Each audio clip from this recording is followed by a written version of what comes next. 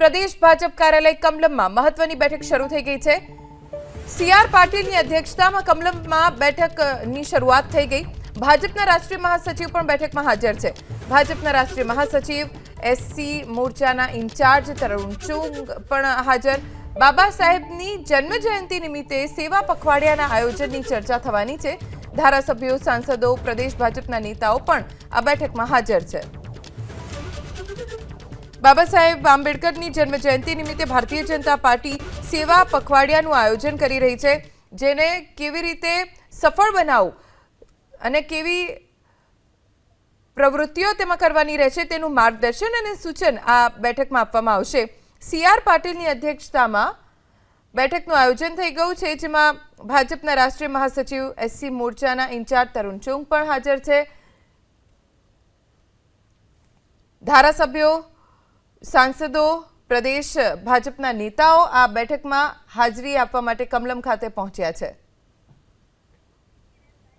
વધુ જાણકારી અમારા સંવાદદાતા હિરેન રાજ્યગુરુ પાસેથી પ્રાપ્ત કરીશું।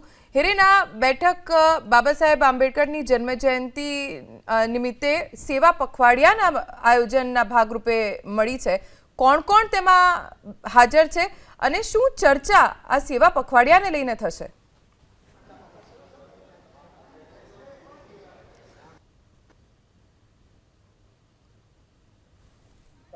દેશની અંદર ભારતીય ઉજવવા જઈ રહી છે અને નામ તેને સેવા પખવાડિયું આપવામાં આવ્યું છે। સેવાકીય પ્રવૃત્તિ કરવા માટે થઈ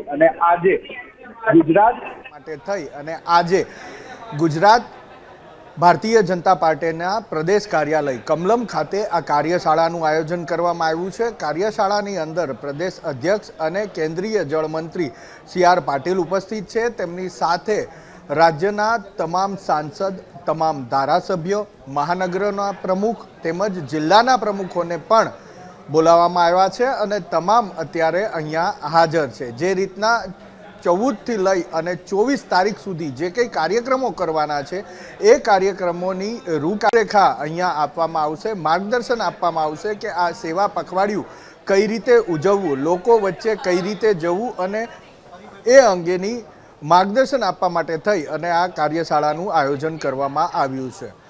મહામંત્રી રાષ્ટ્રીય ભારતીય જનતા પાર્ટીના તેમજ એસસી મોરચાના અધ્યક્ષ તરુણ ચુગ એ પણ થોડી વારની અંદર અહીંયા ઉપસ્થિત રહેશે અને મુખ્યત્વે એ જ તરુણ ચુગ જે છે એ જ માર્ગદર્શન આપશે, કારણ કે સમગ્ર દેશની અંદર એક સમાન એક રીતે આ સેવા પખવાડિયું ઉજવવામાં આવે તે માટે થઈ અને જે તૈયારી છે એ તૈયારી ભારતીય જનતા પાર્ટી કરી રહી હતી અને આજે હવે તમામ જે જિલ્લા પ્રમુખો છે, મહાનગરોના પ્રમુખો છે, ધારાસભ્યો છે, સાંસદો છે, આ તમામ લોકો જનતાની વચ્ચે જશે અને બાબા સાહેબ આંબેડકરના જે વિચારો હતા, તેમણે સંવિધાન જે બનાવ્યું અને સંવિધાન તમામ લોકો માટે કઈ રીતના ઉપયોગી છે તે અંગેનું માર્ગદર્શન પણ અહીંયાથી આપવામાં આવશે અને એ જ માર્ગદર્શન લોકોને માહિતી સ્વરૂપે નીચે સુધી પહોંચાડવામાં આવશે। સંવિધાન યાત્રા પણ યોજવામાં આવશે અને એ સંવિધાન યાત્રાની રૂપરેખા કઈ રીતની હોય